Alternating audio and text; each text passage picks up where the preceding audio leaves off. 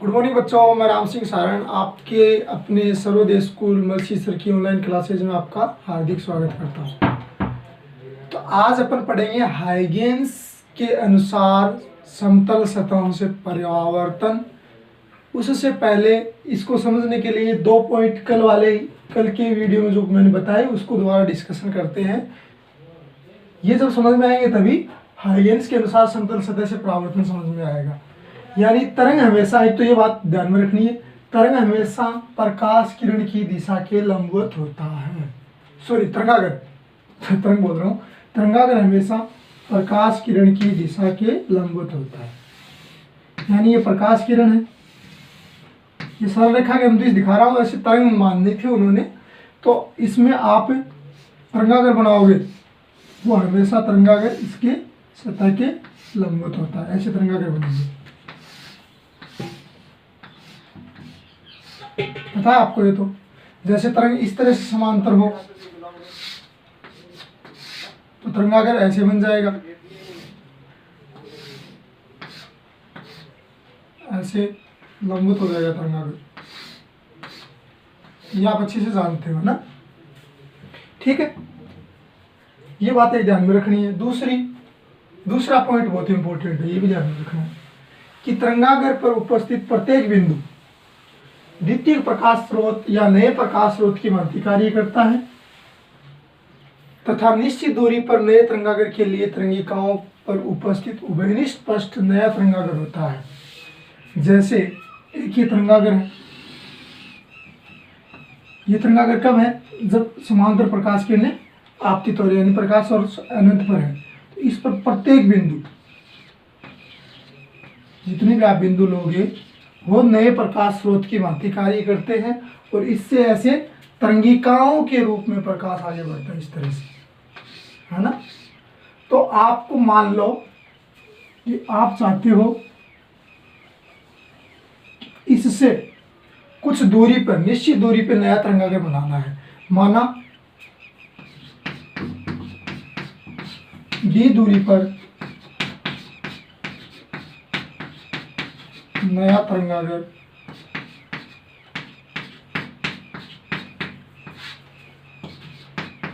बनाना है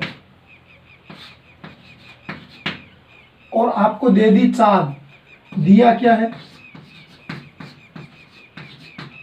तरंग की चाल या तरंग का वेग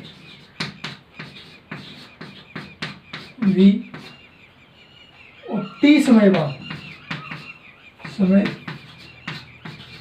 बाद तरंगागर बना।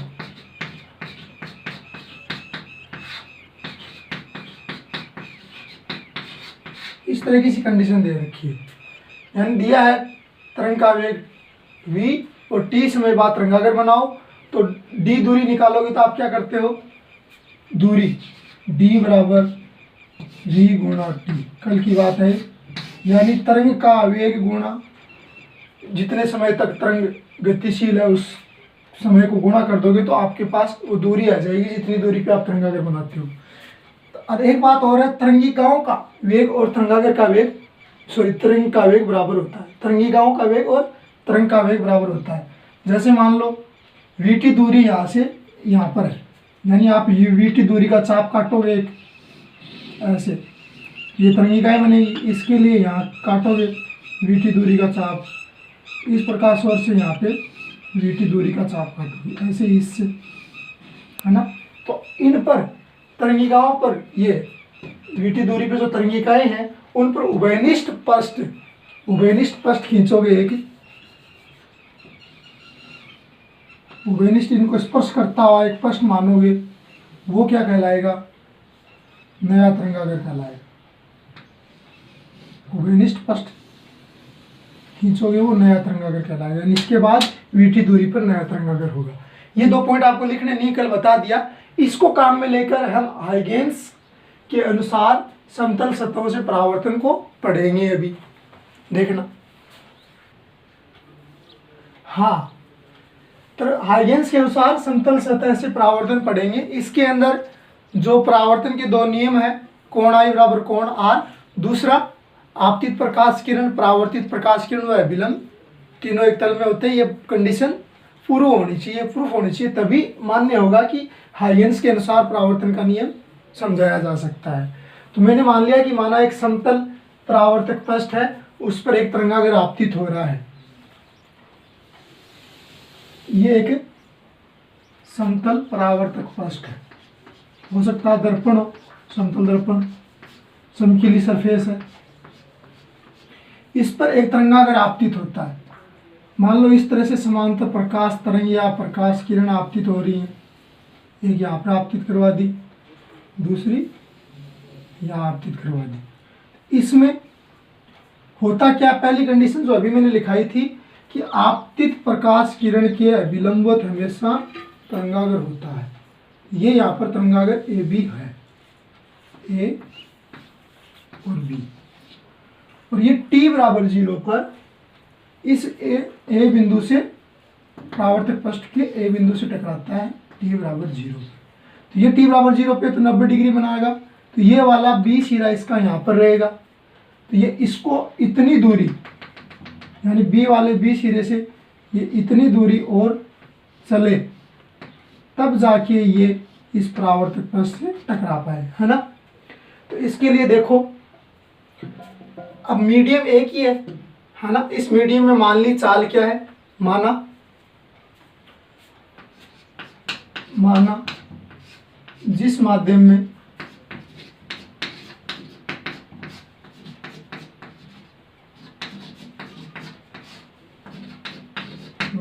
तरंगागर आपतित हो रहा है,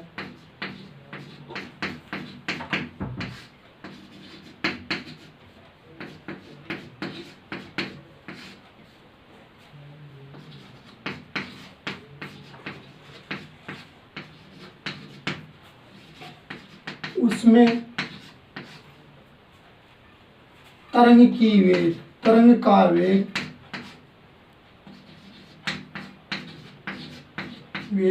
v है,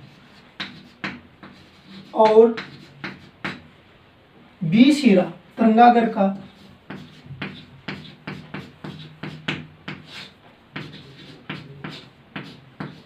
बी सिरा t समय पश्चात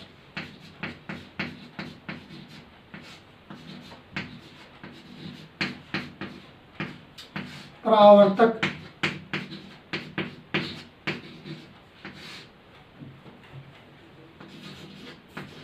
पृष्ठ से टकराता है। बी सिरा t समय बाद परावर्तक पृष्ठ से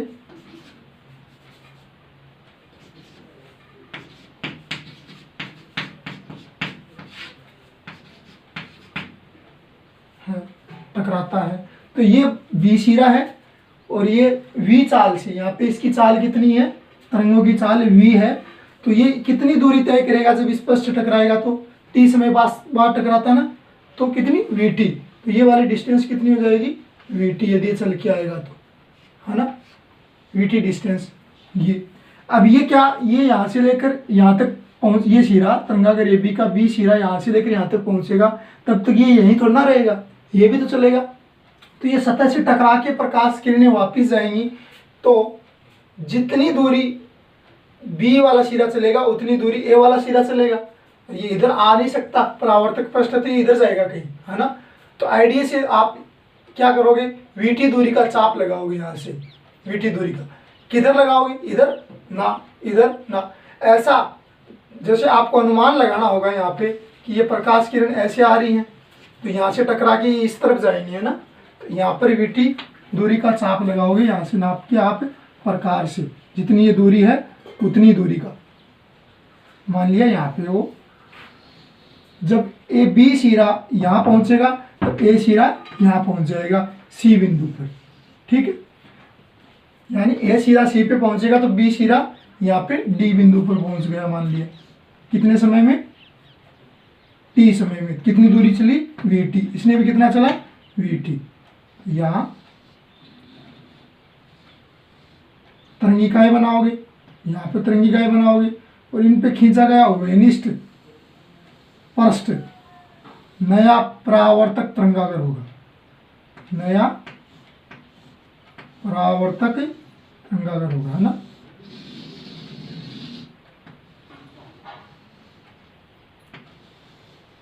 ठीक है। अब आपको पता ही है कि तरंगागर के अभिलंबवत प्रकाश किरण होती है, तो इसके अभिलंबवत ऐसे ये प्रकाश किरण खींच दोगे, यानी ये दूरी कितनी है, VT है। यानी A सिरे से जब B सिरे से D सिरे पर तरंगागर पहुंचेगा तो A सिरे से वो C पे पहुंच जाएगा, तो ये VT दूरी होगी। ठीक है। अब यहाँ पर इस तरह से परावर्तित प्रकाश किरण को दिखाई, तो ये भी इसके लंबवत दिखानी पड़ेगी, क्योंकि अभिलंबित होती है प्रकाश किरणें किसके, तरंगागर की। तो यहाँ पर अब आप अभिलंब खींचो इस सतह पे, ये हुआ अभिलंब, इसका नाम दे दिया नॉर्मल फर्स्ट। ऐसे इस पे अभिलंब खींचा जाएगा तो ये हो गया अभिलंब, ये नॉर्मल सेकंड। ठीक। अब आपतित प्रकाश किरण आप जानते हो, किरण प्रकाशिकी से आपतित प्रकाश किरण अभिलंब के साथ आपतन कोण I बनाता है, और अभिलंब हमेशा परावर्तक पृष्ठ के साथ कितना कोण बनाता है, 90 डिग्री। तो ये वाला कोण और तरंगागर किरण के साथ में 90 डिग्री कोण बनाता है, यानी ये कोण, ये टोटल 90 है, तो ये वाला बचा हुआ कोण कितना हो जाएगा, 90 माइनस I। कितना हो जाएगा, 90 माइनस I। ठीक है। तो यहाँ पे लिख दो 90 माइनस I। आपतित प्रकाश किरण अभिलंब के साथ I कोण बनाती है, तो ये वाला कोण, ये टोटल, ये तरंगागर AB आपतित प्रकाश किरण के साथ 90 डिग्री कोण बना रहा है, यानी ये कोण टोटल 90 है। ये I कम कर दो, ये कोण कितना बच गया, 90 माइनस I। सही बात है। ठीक है।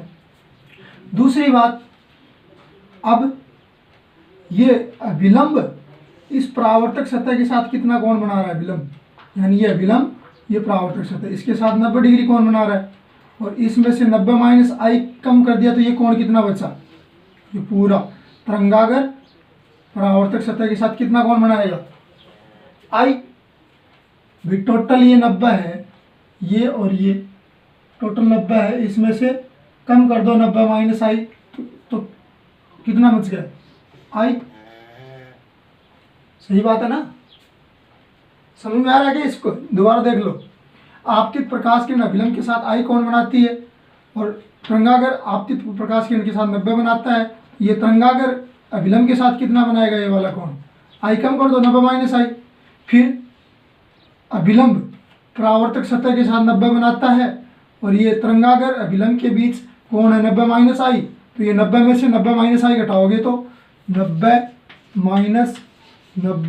माइनस I, तो ये प्लस हो जाएगा ना, कॉन्स्टेंट लगाओगे तो, फिर 90 से 90 कैंसिल, I बच गया ना, तो ये कोण हो गया I। ठीक है। ये बात यहाँ पे लिख दो। आपतित प्रकाश किरण, एरो लगा दो, लिख करो,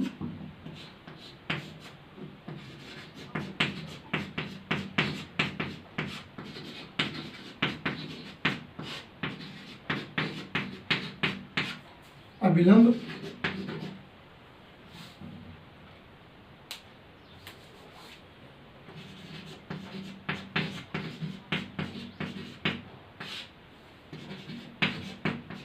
के साथ आपतन कोण I बना रहा है,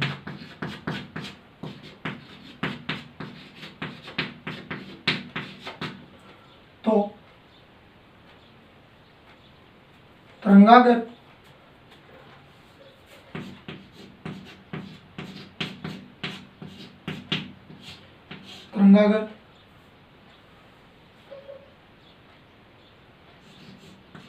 परावर्तक सतह के साथ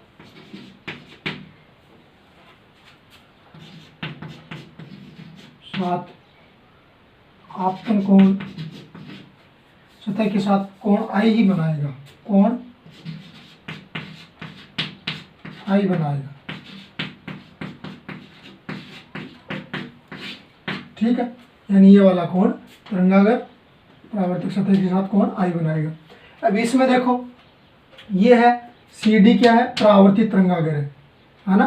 तो परावर्तित तरंगागर का कोण देखो, एक परावर्तन के नियम यहाँ पर ये नियम आप याद रख सकते हो। जिस तरह से किरण प्रकाशिकी में आपतित प्रकाश किरण और विलंब के बीच आपतन कोण आई बनता है ना, यहाँ पर तरंगागर और परावर्तक सतह के बीच आपतन कोण बनेगा, आपतित तरंगागर और परावर्तक सतह के साथ, यानी इसका नाम है आपतित तरंगागर, इंसिडेंट वेव फ्रंट।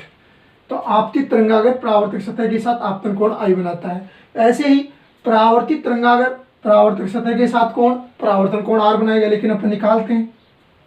वैसे ये वाला कोण R बनेगा, परावर्तन का नियम ही है इस हाइगेन्स के अनुसार, यानी परावर्तित तरंगागर परावर्तक सतह के साथ परावर्तन कोण बनाएगा, आपतित तरंगागर परावर्तक सतह के साथ आपतन कोण बनाएगा। तो एक बार निकाल लेते हैं। ये है आप परावर्तित किरण, ये है विलंब, कितना कोण बनेगा R। ठीक है, अब हमेशा तरंगागर प्रकाश किरण के परपेंडिकुलर होता, तो ये टोटल 90 डिग्री है ना, यानी आपतित परावर्तित प्रकाश किरण और परावर्तित तरंगागर के बीच कोण 90 डिग्री। ये बचा हुआ कोण कितना हो जाएगा, R कम कर दो 90 में से, तो ये हो गया 90 माइनस R। ठीक बात। अब ये कोण कितना होगा, ये टोटल कोण। वैसे आप याद ही रखो, परावर्तित तरंगागर परावर्तक सतह के साथ R कोण बनाता है, यानी परावर्तन कोण। वैसे अपन निकालते हैं। देखो अभिलंब, ये अभिलंब और ये परावर्तक सतह के साथ 90 कोण बना रहा है। ठीक है, और इसमें से ये वाला कोण बीच का कोण परावर्तित तरंगागर और अभिलंब के बीच कोण है 90 माइनस R। तो ये कितना बच गया, 90 माइनस 90 माइनस R, यानी 90 में से 90 माइनस R घटाओगे तो 90 माइनस 90 प्लस R, ये कैंसिल तो R हो गया ना, ये कोण R हो जाएगा। ठीक है,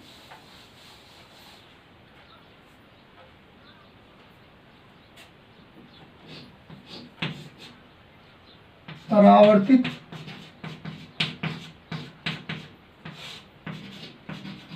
प्रकाश किरण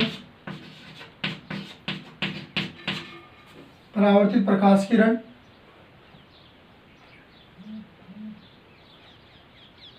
अभिलंब के साथ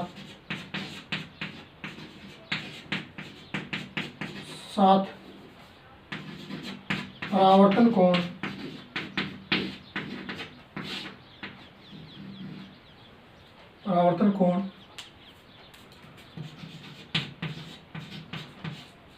R बना रही है।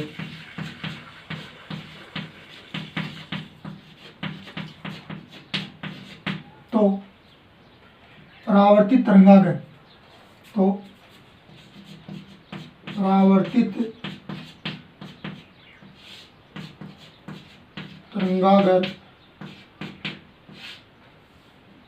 परावर्तक सतह के साथ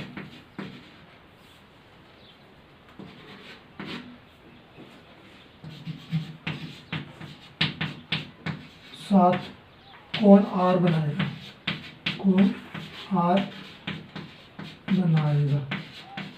ये आप एक बात और लिख सकते हो, ये निकाला किस तरह से, ये इसमें इंक्लूड कर सकते हो, है ना। तो इतना उतारो, फिर अपन सिद्ध करते हैं कोण I बराबर कोण R को पहले, फिर आपतित प्रकाश किरण परावर्तित प्रकाश किरण और अभिलंब एक ही तल में होते हैं। ये एक बात और देख लो, देखो एक बात और आपको याद है कि कल पढ़ी थी, अभी भी बताई मैंने, कि तरंगागर हमेशा लंबवत होता है किसके, आपतित प्रकाश किरण के। तो यहाँ पर तरंगागर इस तल में है। ठीक है, आपतित तरंगागर ये है, ये इस तल में है, और परावर्तित तरंगागर भी इस तल में है, और परावर्तक सतह भी इस तल में है। बाकी आपतित प्रकाश किरण और परावर्तित प्रकाश किरणें और अभिलंब बोर्ड वाले तल के अंदर है ना। इतना उतारो आप, फिर आगे बढ़ाते हैं। अब देखो ये दो त्रिभुज हैं, त्रिभुज ए बी डी व त्रिभुज सी डी ए, इनको अपन सर्वांग समसिद्ध करते हैं। मैं इनको बाहर निकाल लूँ तो ये हो गई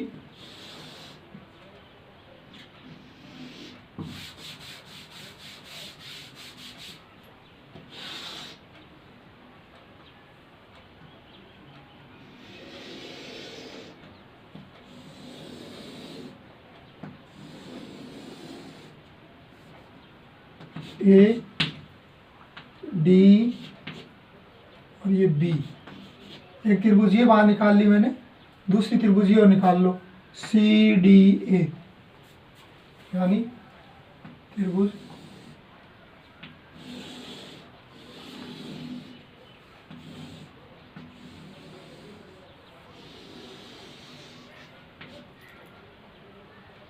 सी डी ए।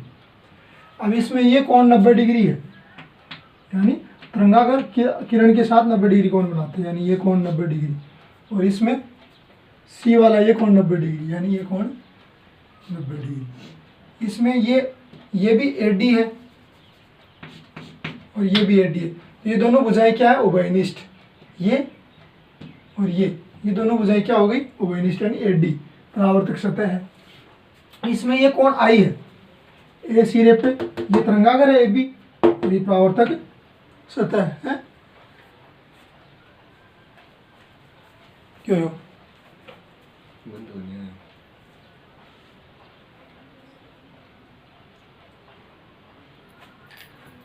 हाँ देखो ये ए बी तरंगागर है और ये परावर्तक सतह के साथ आपतन कोण आई बनाता, तो ये कोण आई हो गया।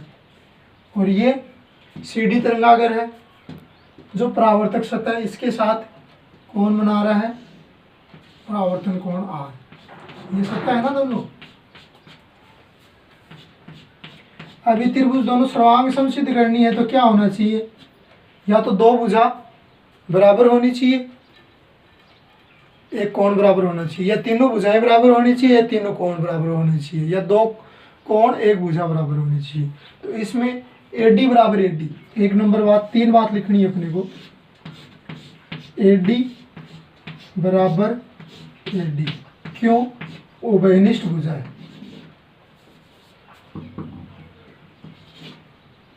चुमुक सूख गई गर्मी में।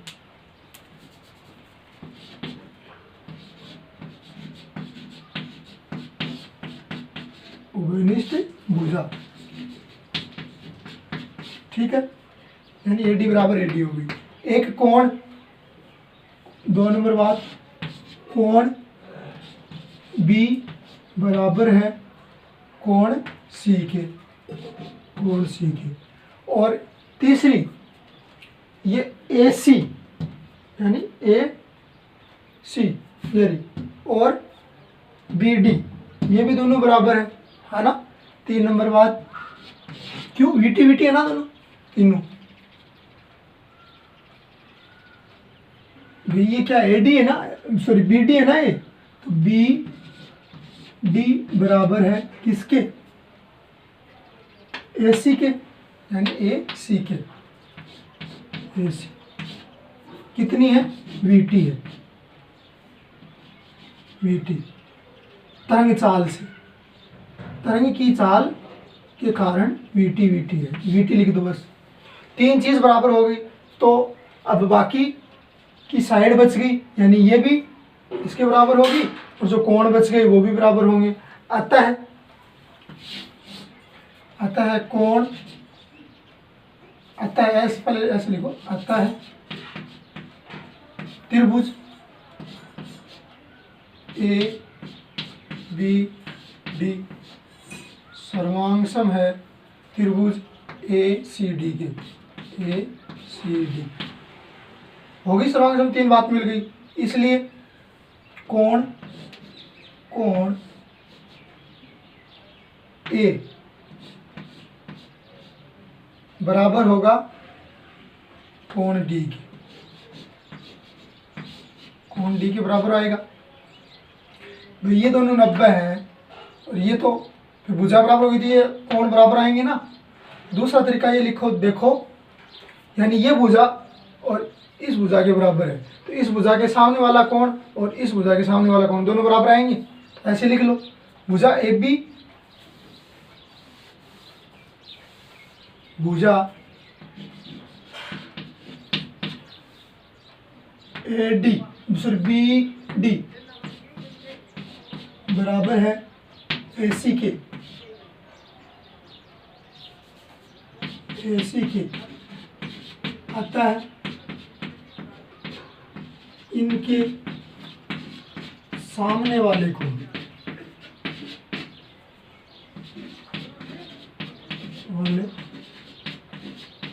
भी बराबर होंगे।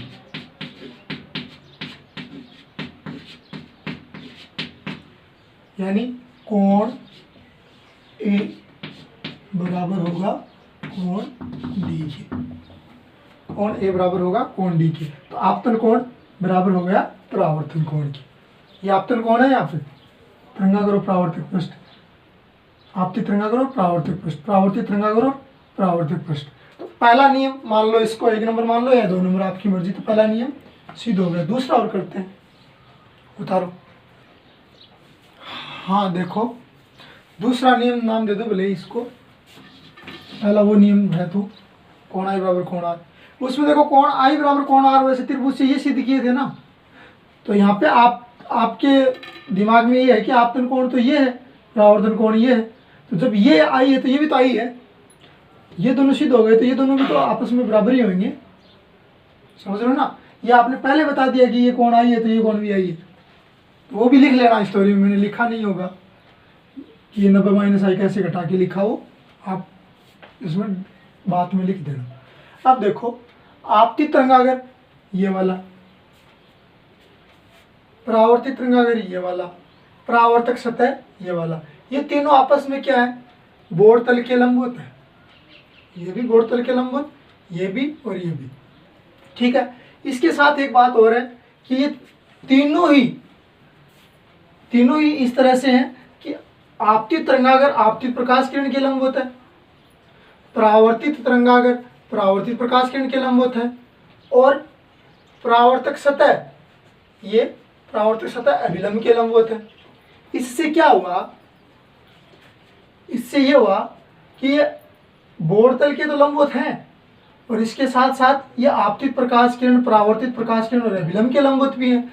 तो फिर आपतित प्रकाश किरण परावर्तित प्रकाश किरण और अभिलंब कौन से तल में हुए, बोर्ड तल में ही हुए। देखो ये लिख रखा है मैंने, आपतित तरंगागर ए बी,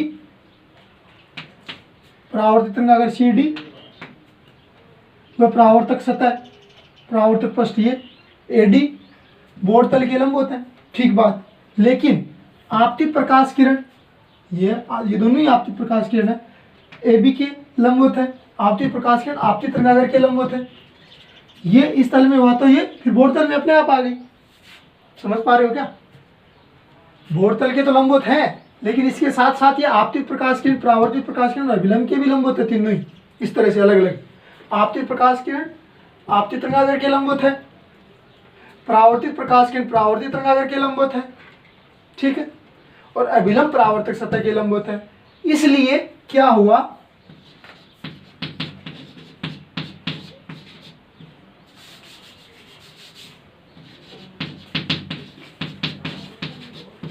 इसलिए ये बोर्ड तल के लंबवत हैं, तो आपतित प्रकाश किरण और अभिलंब और परावर्तित प्रकाश कौन से तल में हुए, बोर्ड तल में हुए। इसलिए आपतित प्रकाश किरण कोमा परावर्तित, यहाँ पे प्रकाश तरंग भी बोल सकते हो आप, परावर्तित प्रकाश किरण व अभिलंब